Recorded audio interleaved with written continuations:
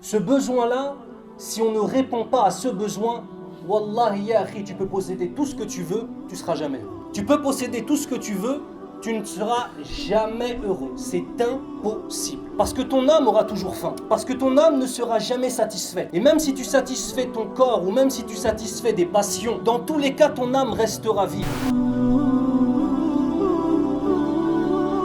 Alhamdulillah, nahmaduhu wa nasta'inuhu wa nastaghfiruh.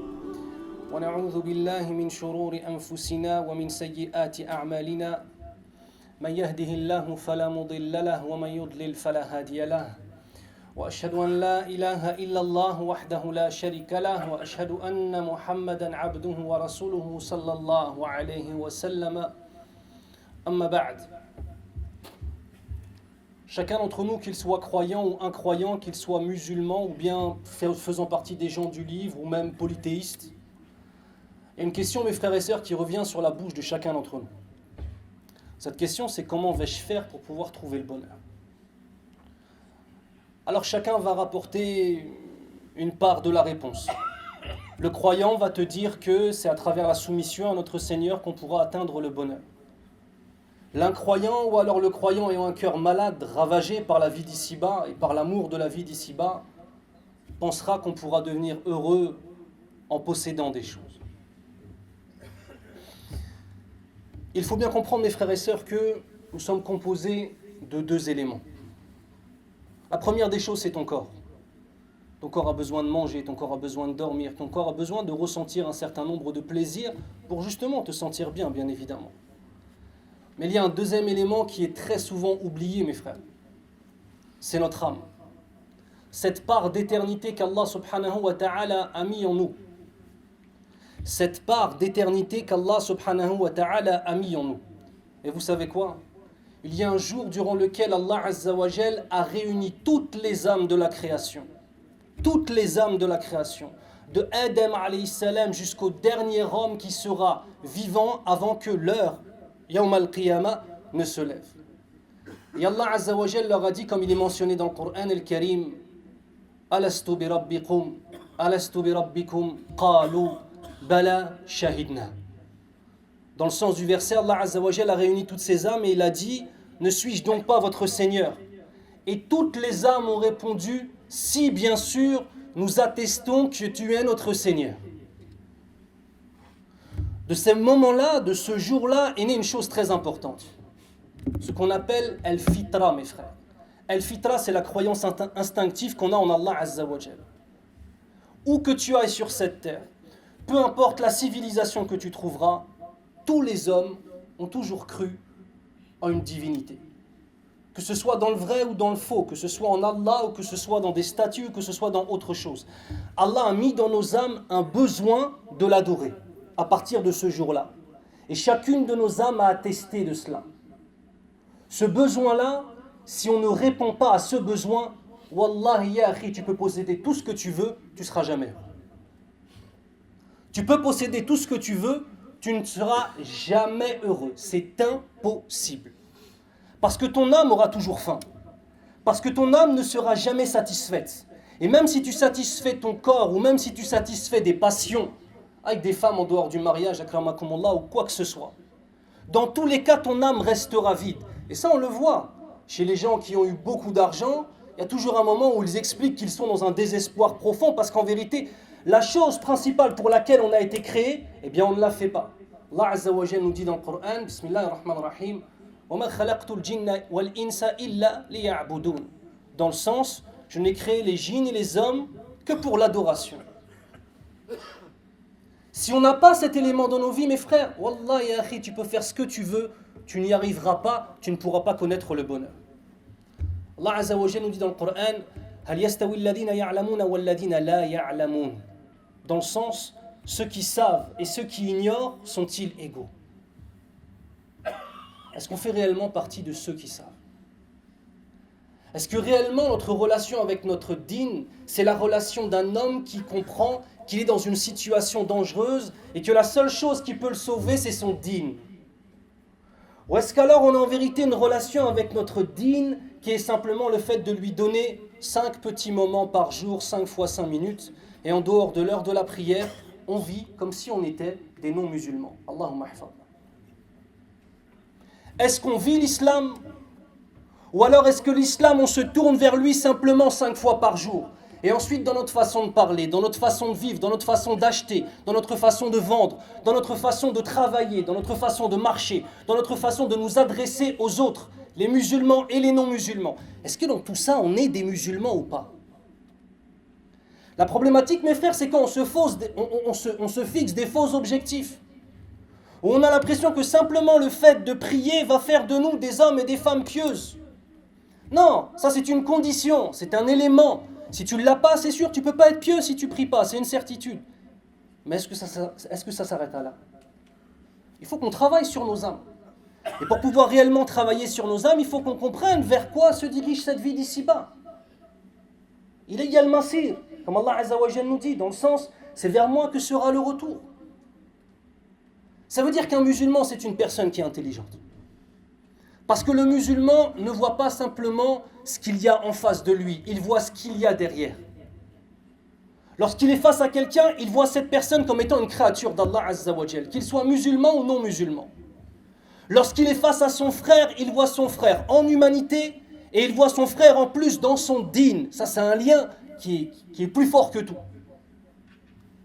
Lorsqu'il travaille, il adore son Seigneur. Lorsque quelqu'un vient le provoquer, il délaisse la dispute pour Allah Azza wa Jal. C'est le fait de voir Allah Azza wa Jal dans tout ce qu'on fait. C'est le fait de voir Allah Azza wa Jal dans tout ce qu'il y a autour de nous. Dans le sens où il est le créateur de toutes choses, bien évidemment. Si on saupoudre notre vie d'islam, ça ne marchera pas, mes frères. Si on donne toute notre existence à notre dîn, les résultats pourront être immenses ou pourront ne pas l'être. Tout dépend si Allah Azza wa Jalla accepte. Par contre, il y a une chose qui est sûre. Si on donne peu à notre dîn, les résultats seront médiocres. Ça, c'est une certitude. Mes frères, ce qu'on vise, c'est le paradis. Ce qu'on vise, c'est le paradis. C'est pas rien, subhanallah. Une personne qui voudrait être médecin, qui vise le fait d'être un médecin, il va faire des études qui sont en accord avec ce projet-là, avec ce but-là. Est-ce que vous vous rendez compte que notre but, c'est d'obtenir le paradis pour y demeurer éternellement? Notre but, c'est d'être au plus haut degré du paradis, Al-Firdaus, et d'avoir l'honneur de voir Allah Azza wa Jal chaque Jumu'ah. Allahumma ja'alna minhum, ya Rabbal alamin. Demande à Allah de faire de nous des hommes et des femmes qui verront Allah subhanahu wa ta'ala fil Jannah. Le but est immense. Mais quels sont les moyens qu'on met en place? Quels sont les sacrifices qu'on est prêt à mettre en place? 17 fois par jour, mes frères et sœurs, on dit « Iyyaka na'budu wa iyyaka nasta'in » et avant ça, on dit « Ihdina sirata al-mustaqim » Guide-nous sur le droit chemin. On demande à Allah Azza wa Jalla la guider. Mais quelles sont les causes que l'on fait pour obtenir cette guidée? Vous savez, mes frères, tout comme la personne qui voudrait devenir médecin, il va forcément devoir mémoriser tout un tas de choses. Il va forcément devoir passer des nuits blanches à réviser. Il va devoir avoir mal au ventre avant un examen. Il va devoir passer des examens avec des médecins, avec des chirurgiens qui vont le zaïr meskin. Il va devoir vivre des choses qui sont difficiles pour pouvoir obtenir. Mais chez les musulmans aujourd'hui, on a l'impression qu'on veut obtenir le paradis, mais ne pas faire de sacrifice. On veut obtenir le paradis, mes frères, on veut se repentir à Allah Azza wa Jal, mais on veut rester le même qu'on était avant. Dans le sens où on ne veut rien sacrifier, mes frères. Akhil Karim, si par exemple la plage et le fait de voir des femmes à moitié nues en face de toi, akramakumullah, c'est une chose qui ne te dérange pas, sache que cette chose-là, tu ne pourras pas l'obtenir au paradis. On a des sacrifices à faire, forcément, puisque en vérité, on est en train de déclarer en tant que musulman, en disant La ilaha illallah, on est en train de déclarer quoi, mes frères? On est en train de déclarer que toute personne non musulmane vit dans une illusion.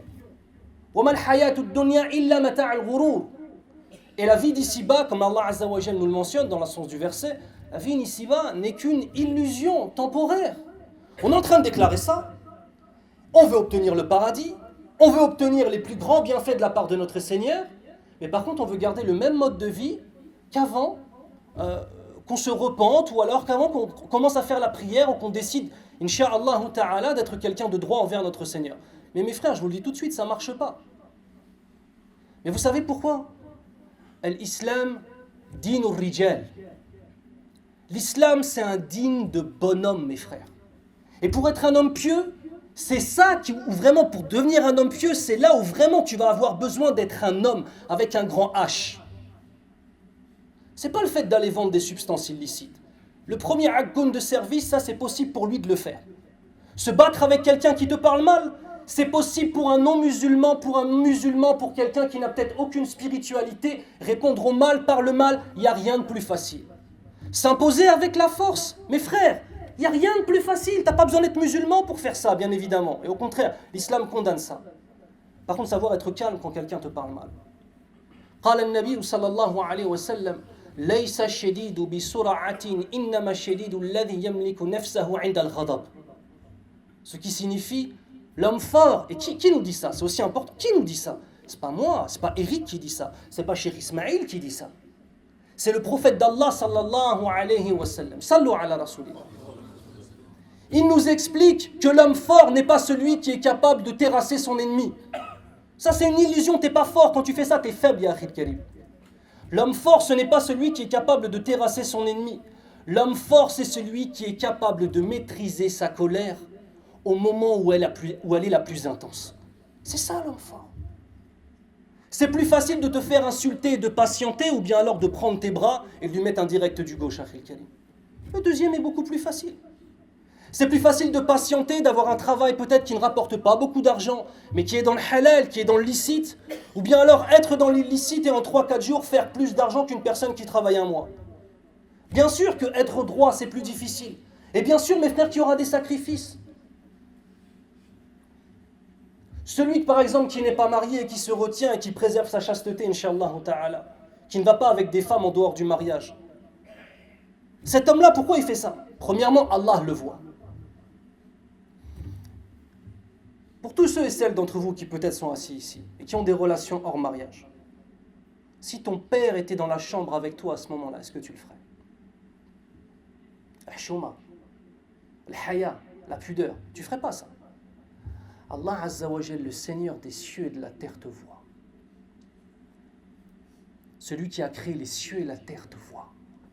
Devant ton père, une simple créature, tu ne le ferais pas. Mais devant le créateur de cette créature, on va le faire. Allahumma musta'an. Est-ce qu'on dit avec nos langues en vérité ce qu'il n'y a pas dans nos cœurs? Minal mu'minina rijal sadaqu ma ahadu Allah alayhi. Ce qui signifie dans le sens, il y a parmi les croyants de véritables hommes qui ont rendu réel le pacte qu'ils ont passé avec Allah. Et c'est ça, mes frères, l'histoire. Vous savez quoi? Je vais peut-être vous choquer en vous disant ça. On n'a pas besoin de beaucoup de musulmans. On a besoin de musulmans de qualité. On a besoin d'hommes et de femmes qui se sacrifient pour leur dîne. On a besoin d'hommes et de femmes qui, premièrement, travaillent sur eux-mêmes pour ensuite être des lumières pour leur famille et être des lumières pour leurs voisins et être des lumières avant toute chose envers Allah subhanahu wa ta'ala. Alors vous me direz comment on fait. Parce que c'est bien, on parle de choses, c'est bien. Je vais aller au paradis, j'ai envie d'avoir les femmes du paradis. Est-ce que vous savez que les femmes du paradis... Je vais vous donner quelque chose. Moi, je suis converti à l'islam. Ça veut dire quand je suis venu à Din, c'était difficile. Il y avait des choses qu'il a fallu délaisser, c'était très difficile. Tout ce qui concerne les femmes en dehors du mariage, wallah, il y a un hadith, quand je l'ai lu, le dossier, il a été bouclé. C'est quand j'ai lu la description des femmes du paradis. Si tu fais zina, akhil karim, si tu as des relations en dehors du mariage, n'espère pas obtenir ces femmes. Tu ne pourras pas les obtenir au paradis. Hur al-ayn, les femmes du paradis, écoutez bien. Si la salive d'une hur al-ayn touchait l'océan deviendrait sucré. Allahu akbar. Ça c'est ta femme, akhil karim. Hur al-ayn, essaie de la comparer avec cette femme qui peut-être est une tentation pour toi. Bi'idni rabbil alamin, si vraiment on a une foi dans le cœur et qu'on a un yaqin, une certitude, Inch'Allah, la femme de la vie d'ici-bas, on la met de côté. Mais pourquoi? Pour obtenir mieux. Pour obtenir mieux au paradis, Inch'Allah. Allah Azza wa Jal nous dit dans le Coran, Bismillah ar-Rahman ar-Rahim, وَعَدَ اللَّهُ الْمُؤْمِنِينَ وَالْمُؤْمِنَاتِ جَنَّاتٍ تَجْرِي مِنْ تَحْتِهَا الْأَنْهَارُ خَالِدِينَ فِيهَا. ومساكن طيبة في جنات عدن ورضوان من الله أكبر ذلك هو الفوز العظيم. Ce verset nous dit, dans le sens, Allah Azza wa Jal a promis aux croyants et aux croyantes les jardins du paradis, pour y demeurer éternellement, sous lesquels coulent des ruisseaux, ainsi que des maisons magnifiques, et encore une fois, d'autres jardins du paradis. Puis Allah Azza wa Jal finit par « Et la satisfaction d'Allah Azza wa Jal est plus grande ». Et c'est cela qui est le véritable succès, la véritable victoire. Mes frères, les jardins du paradis, est-ce qu'on peut les avoir dans cette vie d'ici-bas? La réponse est négative. Les femmes du paradis, est-ce qu'on peut les avoir ici-bas? La réponse est négative. Les ruisseaux du paradis, est-ce qu'on peut les avoir ici-bas? La réponse est négative. Les maisons du paradis, est-ce qu'on peut les avoir ici-bas? La réponse est négative. Mais regardez, dans la fin du verset, Allah Azza wa Jal nous dit que sa satisfaction est encore plus grande que toutes ces choses-là. Est-ce que la satisfaction d'Allah Azza wa Jal, on peut l'obtenir dans la vie d'ici-bas? La réponse est positive.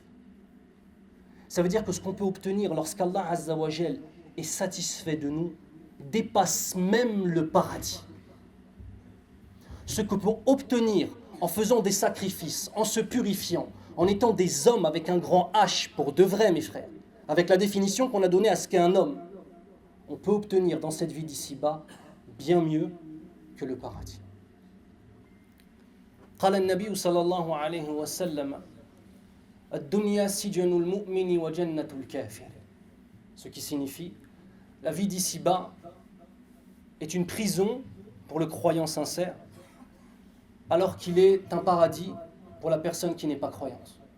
La vie d'ici-bas est une prison pour le croyant sincère, alors qu'il est un paradis pour une personne qui n'est pas croyante. On a l'imam Ibn Hajar al-Asqalani, rahimahullah, un des plus grands imams qui ait foulé cette terre de son pied béni, rahimahullah. Il a d'ailleurs fait l'explication la plus connue de ce qu'on appelle Sahih al-Bukhari, donc du recueil de l'imam al-Bukhari. Et ce livre-là s'appelle Fath al-Bari. C'est l'explication de référence de Sahih al-Bukhari. Il était du madhab de l'imam al-Shafi'i, rahimahullah. Il avançait dans la rue, il avait fini donc un dars et il était avec ses élèves. Et ses élèves sont autour de lui, en train de lui poser des questions, en train de l'honorer. Parce que comme vous le savez, une personne qui porte de la science, on se doit d'avoir un certain comportement envers lui. Non pas pour lui en tant que personne, mais pour la science qu'il porte, je répète. Non pas envers lui pour sa propre personne, mais pour la science qu'il porte. Avoir un comportement respectueux envers une personne qui porte de la science, c'est avoir un comportement respectueux envers la science. Donc forcément, une personne qui porte la science, on ne peut pas agir avec lui comme une personne qui ne porte pas de science. Le verset, je vous l'ai mentionné tout à l'heure, sont-ils égaux ceux qui savent et ceux qui ne savent pas? Non pas pour leur personne, mais pour la science qu'ils portent.